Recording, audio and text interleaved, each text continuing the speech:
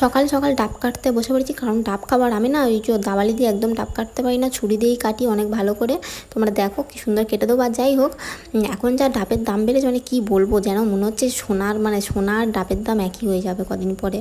তো দেখো ডাবটা কেটে আমি জলটা বার করে নিয়েছি, আর কই টোকা জল হয়েছে দেখো, তাও মানে এইটুকুনি জল কত টাকাতে খেতে হচ্ছে কী আর বলবো।